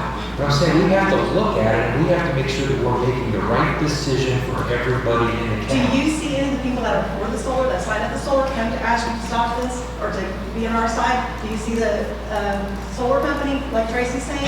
No. No one comes in front. We've had full rooms for what, 3 or 4 meetings now? Saying, hey, help us. We need answers. We want policy put in place. Just explain why you think 6 months is better than 12 months. I've heard, and like I said, I know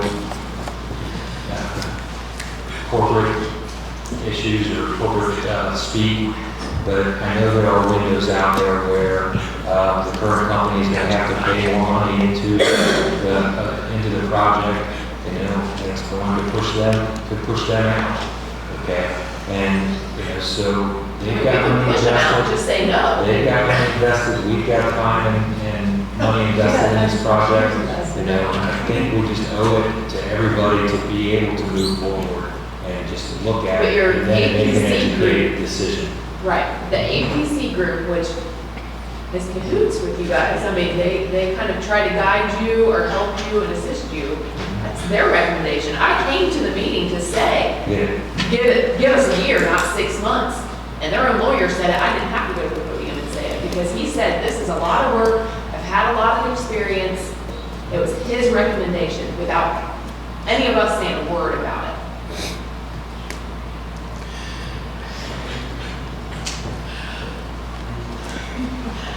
I want to speak to that Reedy survey that you're kind of basing some of your decisions on.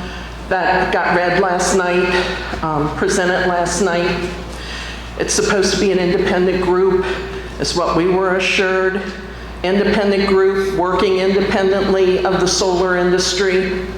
Within their presentation, they referenced that they got their data to support their study, their survey, directly from Mr. Palmer, who got it directly from Gen X. Gen X was referenced 3 times in that presentation as providing all the data. To me, that is not an unbiased survey. That was not based on unbiased information. That was a checklist from Gen X in their phase 2 to move forward. So they're on track, their train's rolling. If we don't slow this down, we're gonna be stuck with something. And not just our generation, generations are gonna be stuck with this. And it's gonna be our legacy that we leave for our children. So I think asking at the minimum for 6 months is not asking for too much in the big scheme of life in Franklin County.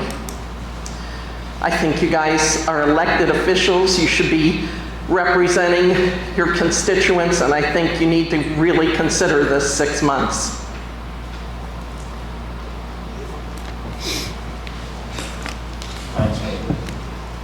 I guess, John, I'm still not understanding what prevents you, if you were to move forward with the moratorium, to do the work that you're saying you think needs done. I didn't say that the moratorium itself, well, I don't know who would be,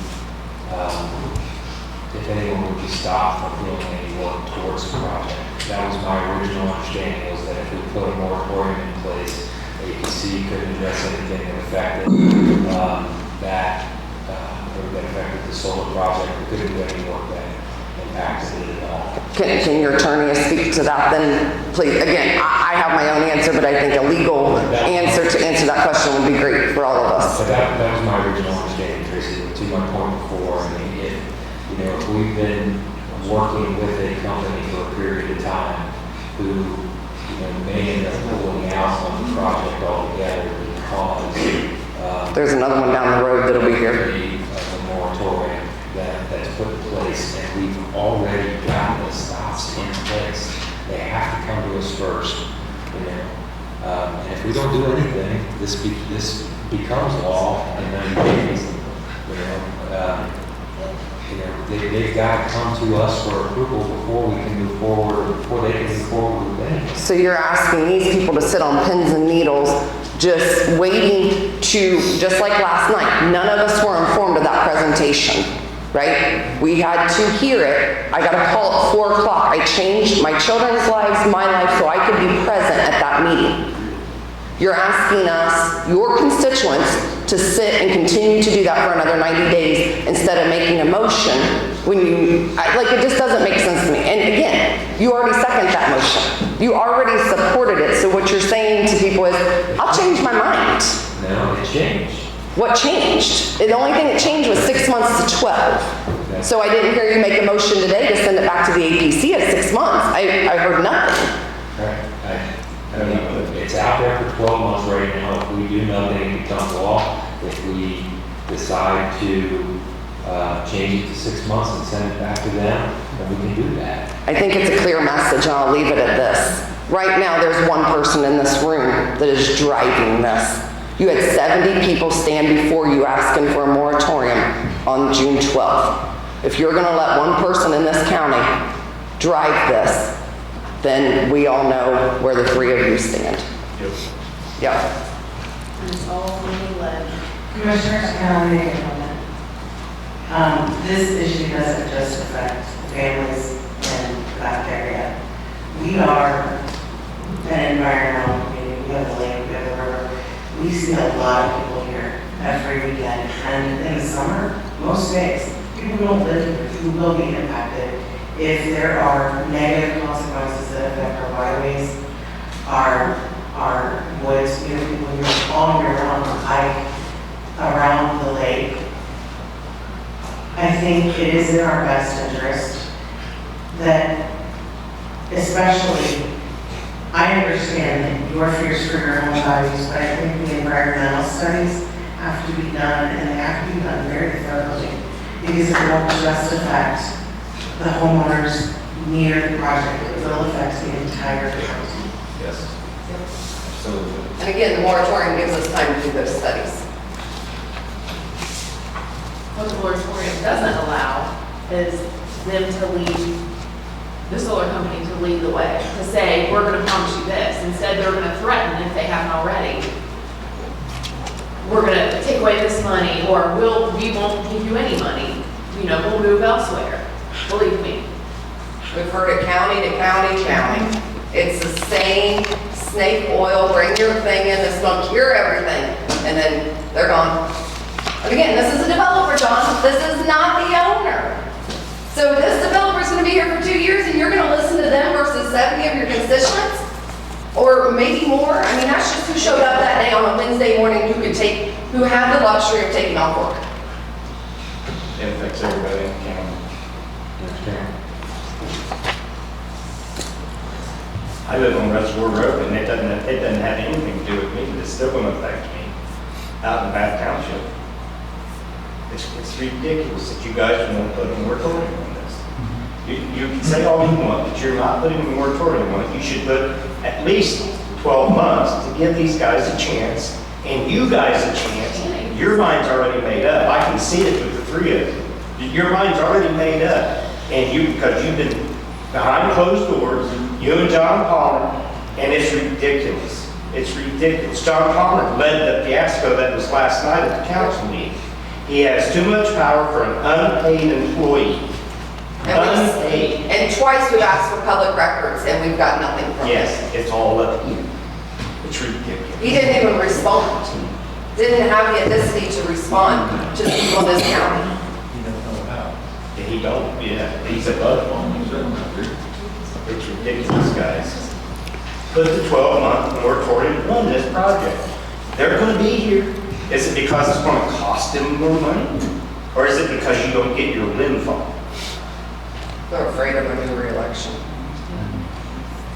Because without government subsidies, they can't be here. So without your paycheck, without his, without mine, without his, they can't come here and give you your money. You're just taking money from the feds. That's what they're doing. I mean, again, I think 3 of you, the 7 people on the APC even acknowledge, there's a lot of homework to do. A panel is the first layer, but there's a lot more to this.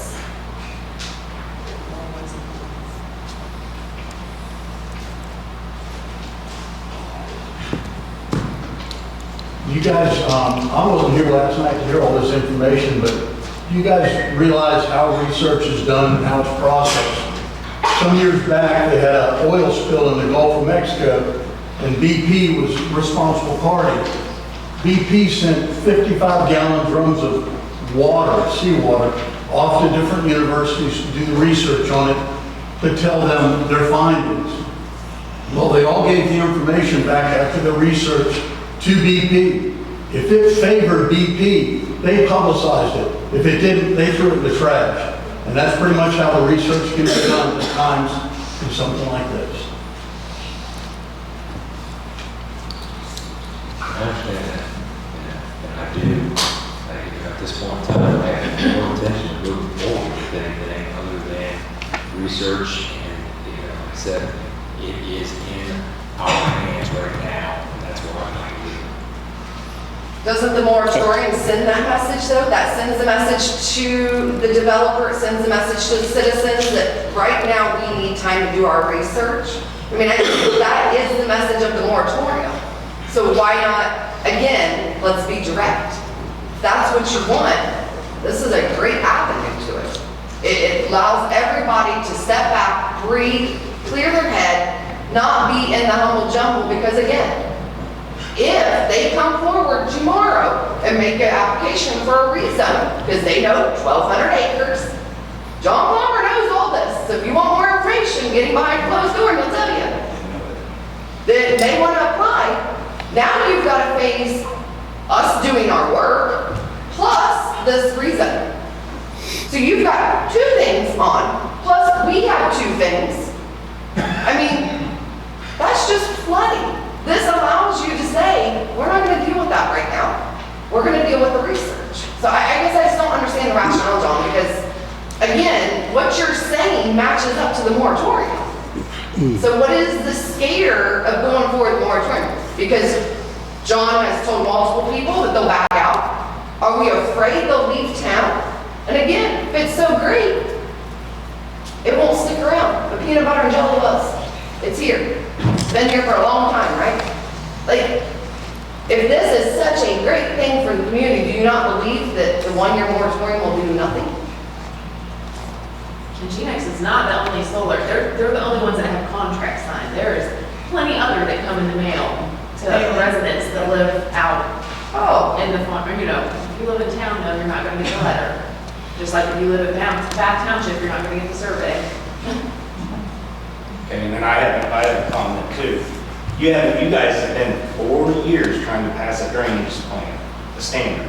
You haven't done that yet. 4 years, and these guys are just asking for 1 year. You guys can't even pass a drainage standard. And they're asking for 1 year, you can't give that to them. These guys have been 4 years trying to do a drainage. Just listen to an hour about health insurance, and this is our livelihood. I don't really have anything else to say. I don't live in Bath Township, Springfield Township. I live in Highland Township, we have a small farm on the road. We have about 22 acres that is flat.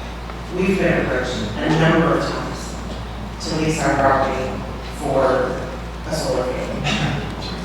Now, my husband just flat says no, but if I'm getting those offers, there are farmers all over the county who only have 10, 15, 20 acres of flat land that are getting these same offers.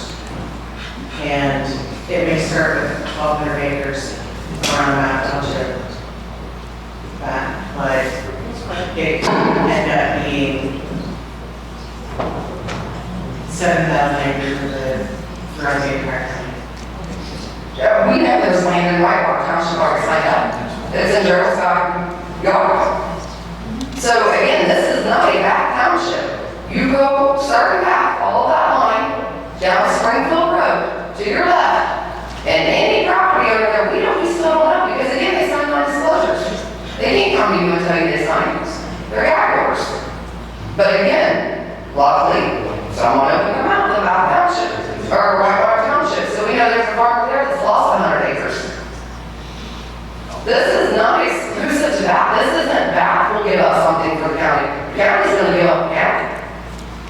Except unless you live in one of those hollers.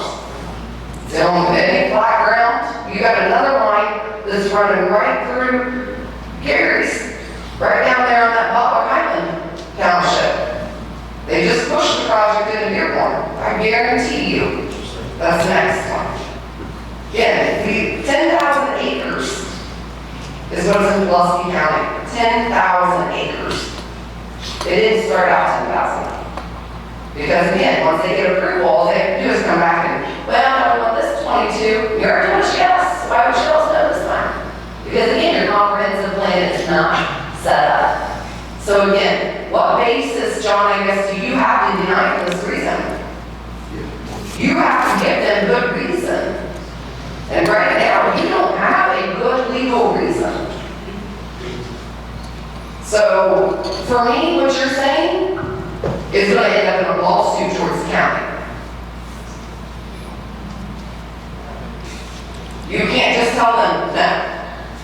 We've been down that road. We was there in 2021.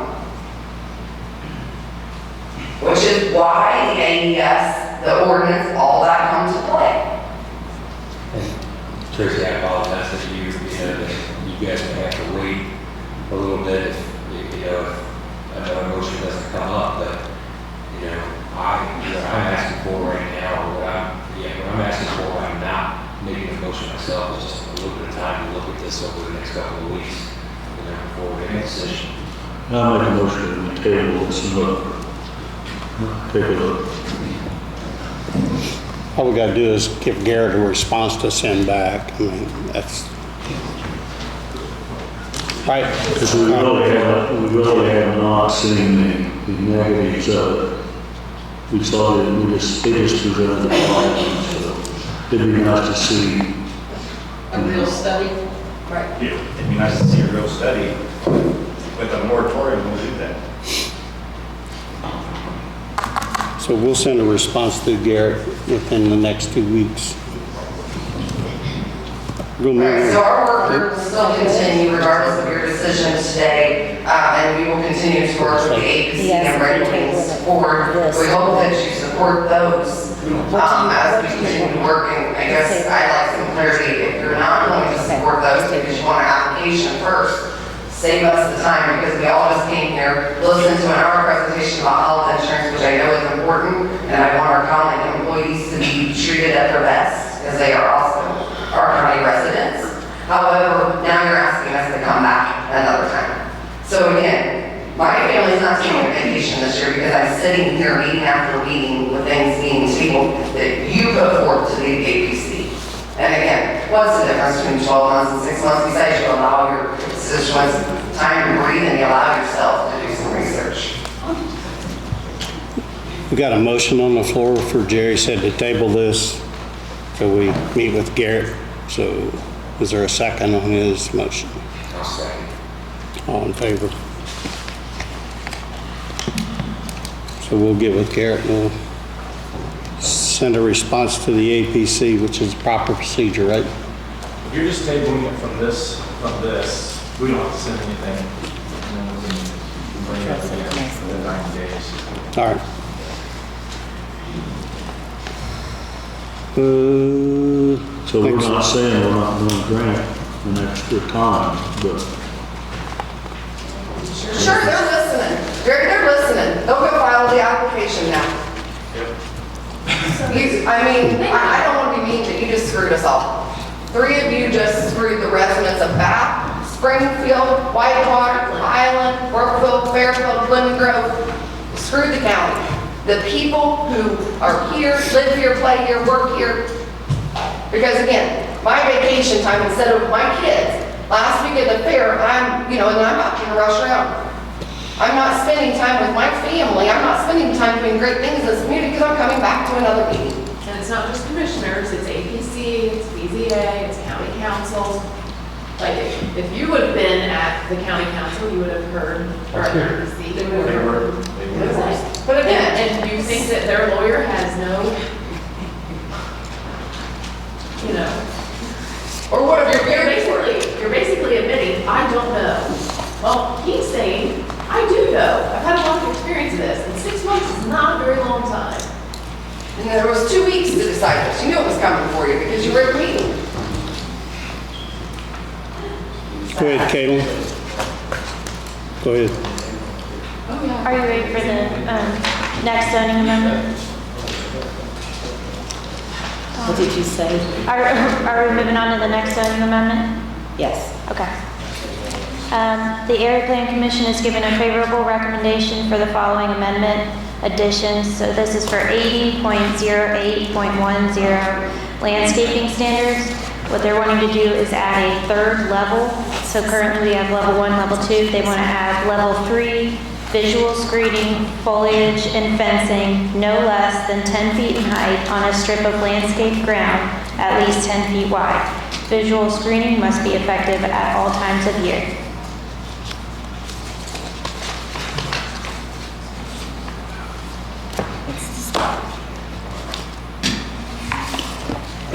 So they're just giving a favorable recommendation to add one more tier of landscape screening requirements in the zoning code.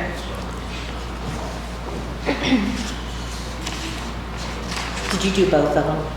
Okay, and then the next one kind of goes hand in hand with the first, which is the Area Plan Commission has given a favorable recommendation for the following amendments and additions. This is section 800606. Commercial and intermediate alternate energy systems, which is kind of what we've been talking about here, the AES. And they're wanting to add that level 3, if you pass the first one, that more strict level 3 landscape screening, located within 400 feet of non-participating landowner or public right-of-way. So that's adding that to the solar code that we currently have, just a little bit more screening.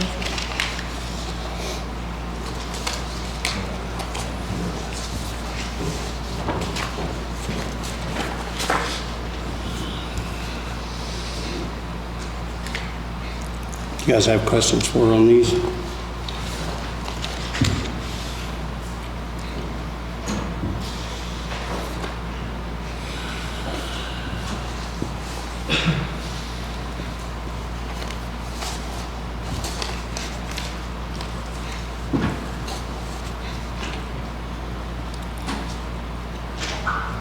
So these changes are just for the solar? Is that what you're saying? No, one's for the general landscaping standards, just to add that level 3, and then the next one is for the solar, to actually use that level 3 landscape screening. And that's to provide a buffer for the non-participating people from the solar.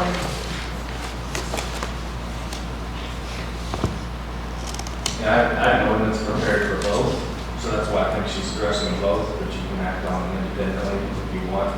We can amend that as needed, so.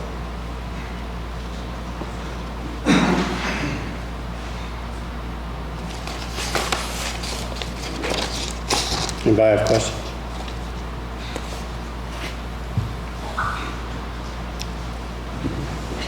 No questions? I will just speak on behalf of the group. We were at the meeting. We did support this. Coming through, this is one of the many examples of the work that we were asking time to do. However, currently your level 2 is at 6 foot high, 5 foot buffer within 400 feet. Panels in the ordinance can be up to 20 feet high. And the human eye can see about 3 miles. So again, just because the project's within 400 feet, moving this to a level 3 allows that 10 foot, so it gives more height, which then will limit the amount of visibility, and also puts it on all sides, so that if I want to later build on my property where there wasn't current screening, now there should be. The biggest piece though is currently in the level 2, there is nothing that deems that needs to be effective all year. So currently, the screening could be effective for 30 days and then die off and nothing be there for the other 11 months, and that would be okay by the level 2 screening. So we would ask for your support on this and really to think about if your property was next to one of these projects, what would your preference be? Do we have ordinance numbers? 9. So we're combined all into one? Both combined into one. Yeah, I combined both into one just for ease and clarity, makes it a little cleaner, and would reference the certification of similar, so you can pass them both in one. I would make a motion that we accept and pass ordinance number 9, accepting these minimum standards as presented by the APC. I'll second. All in favor? Thank you.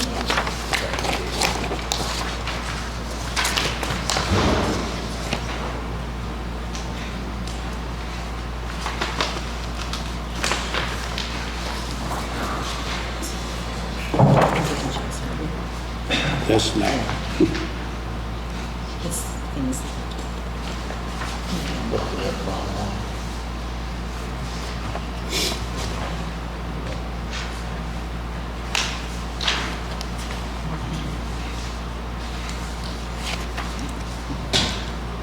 Next thing we have is Resolution 2425, amendment to the handbook. Ordinance number How about 10. item number 5, can you skip that? This is number 5. Excuse me. How about item number 5, you skip that? So stormwater, I think the move would, at this point, was to table it until the next, I don't know if the final agenda was just pulled off. Was that announced or just passed by? What did you say? Was that announced in this meeting or was that just passed by? I don't know the answer to that. It's not on our agenda. No, I asked you about that. Okay, so you just pulled, yeah, so it was pulled off of the agenda. Okay, I just wanted to have acknowledgement on that. That's all I'm trying to do. But it wasn't announced at all. Thank you. What ordinance is this?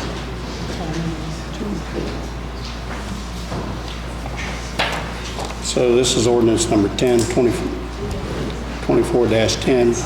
It's just some amendments to the handbook so Carla can be compliant. Can you turn your mic on? We can't really hear you. It's ordinance number 24-10. Thank you. It's just an amendments to the handbook so Carla can get her work done in compliance. That we, till the handbook is finished, excuse me.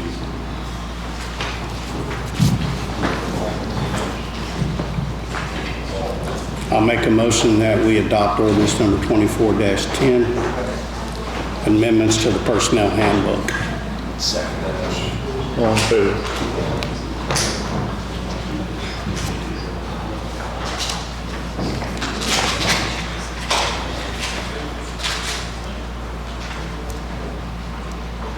Health Department, Dr. Welsh, I know we've kept you a long time. Just coming before you, here's some paperwork on the gentleman. We finally are refilling the are wanting to fill the preparatory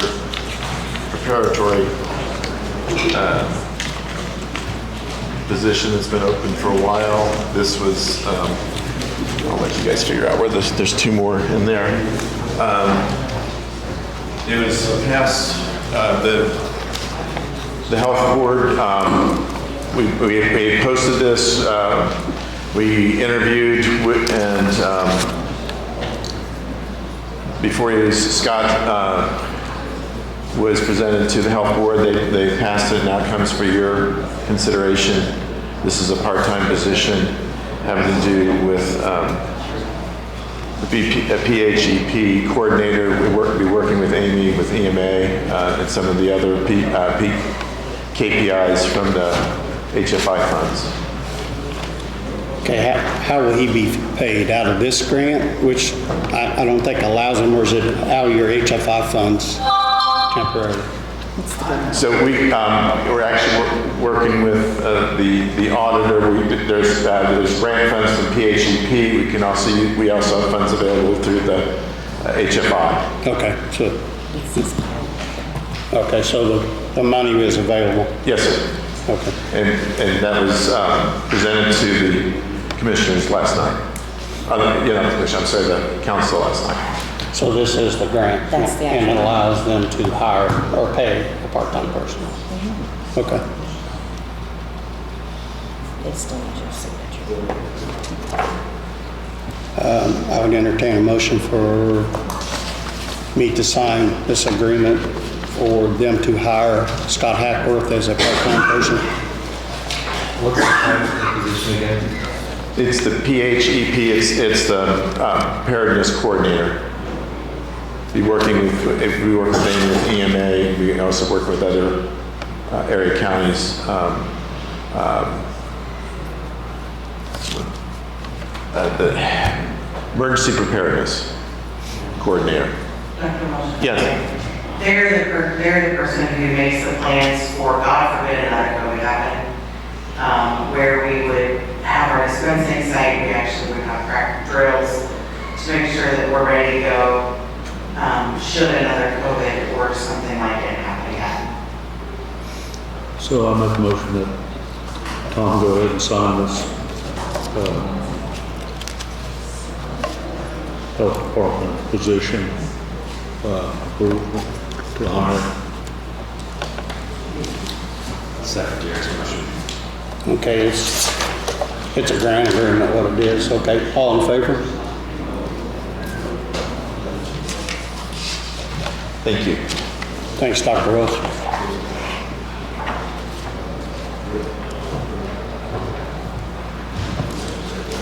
Next thing we have is confirmation of benefit changes.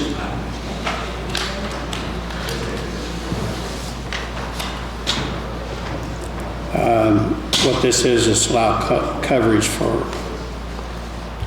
which our policy does not now, sexual dysfunction and treatment, which includes office visits, labs, and treatments. I make a motion that we allow folks that have those problems to be treated. Second. All in favor?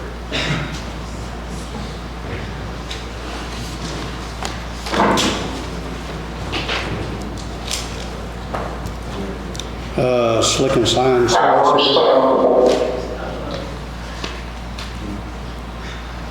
What?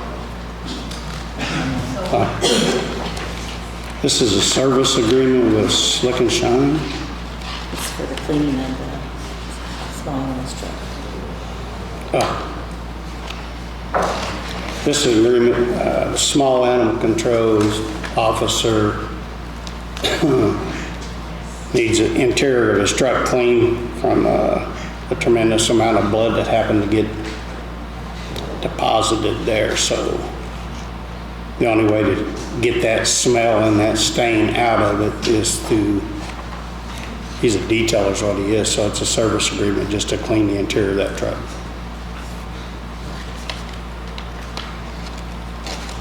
And where's the amount?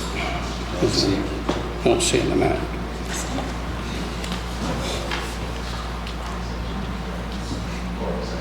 I thought it was It's $900. 900 and some. They've already submitted an invoice, but we couldn't pay it because we don't have a contract signed yet. But it was $900 and some dollars, I don't know the exact amount. I think it was like 926. 926.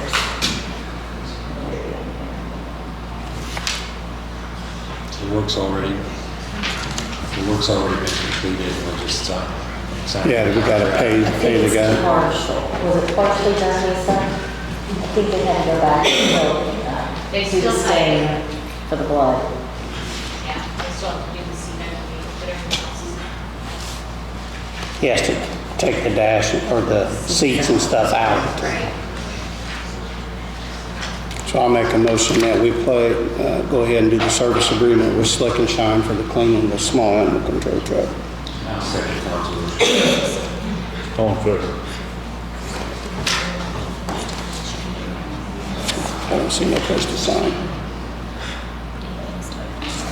There's no place to sign. Signature right there. Recipient. Yeah, it's with the county. Oh.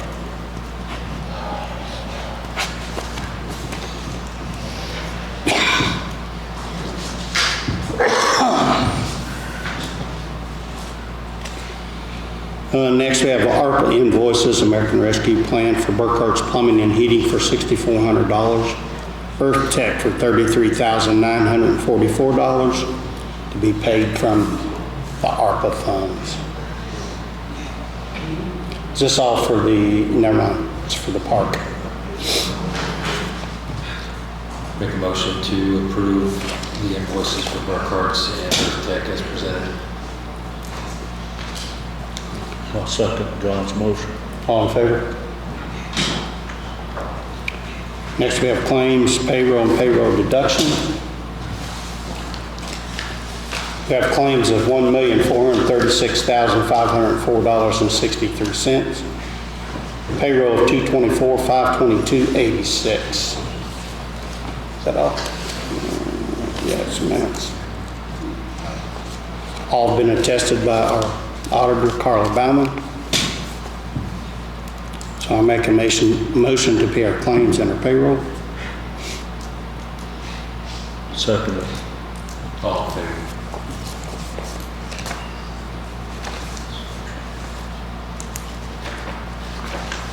Next, minutes from July 10th, 24.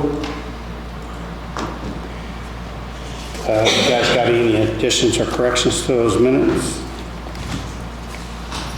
Make a motion to approve the minutes of July 10th, 2024 as presented. I'll second John's motion. All in favor?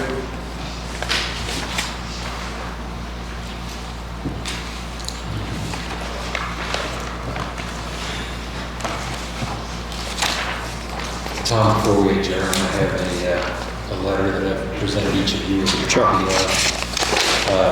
I've recently been able to see a presentation from Pinnacle Farms for a project that they're working on or applying for a grant from SEI Ready and Lilly.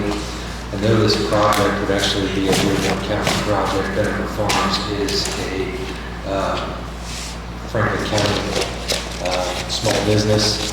They have done tremendous works in our community in the past, and the proximity of their proposed location is right near the county line and would enhance,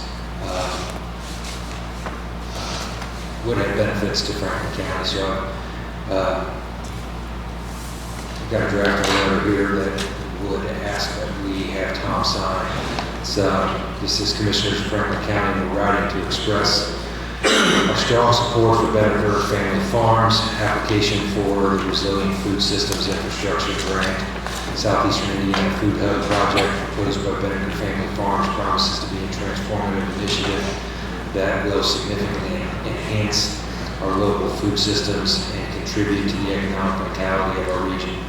Pinnacle Family Farms has demonstrated a commendable vision with their plan to develop an incubator kitchen and an aggregation space project aims to bridge a critical gap in our local food supply chain by enabling local producers to process, aggregate, and distribute their products more efficiently. The resulting increase in accessibility to fresh local foods will not only improve food security, but also create numerous job opportunities, thereby stimulating economic growth in our rural community.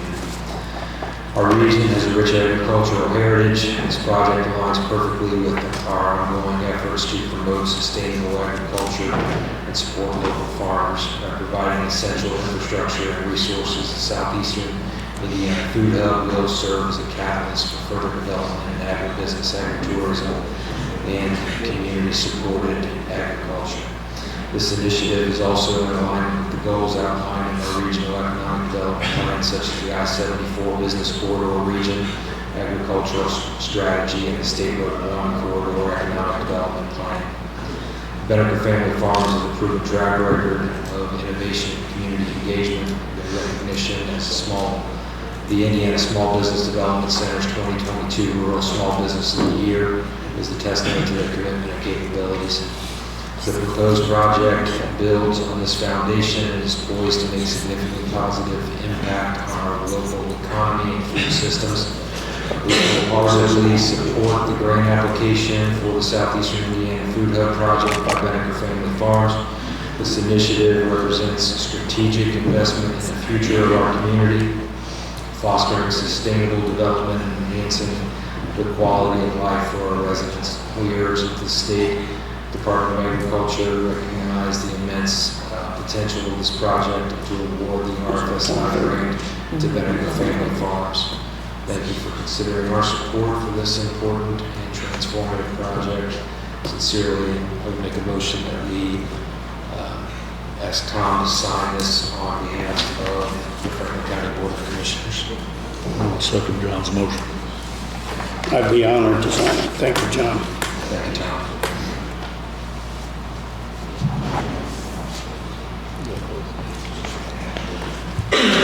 Justin, I want to thank you for all you've got done this past week. And I know you've been really busy. And we're starting to chip seal now, and Pocket Road's almost paved. And I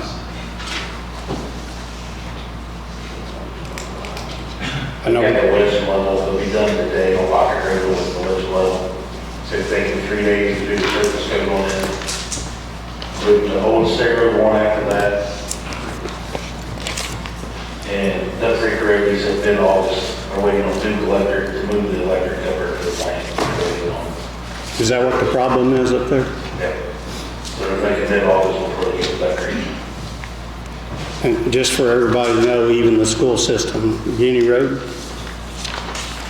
Guinea Road, the bridge should be started again this week or first part of next week. Guinea Road will be closed for, I'm going to say 60 days. Hopefully quicker than that, but I'm going to say 60 days. I know you were hoping to be done before school starts, but the electric company held us up big time, so we're not going to make it. Yep. And chip seal season has started. It started on Derbyshire Road today. It should be on Elm Tree by now. Going up to that and wherever Kent's got from that.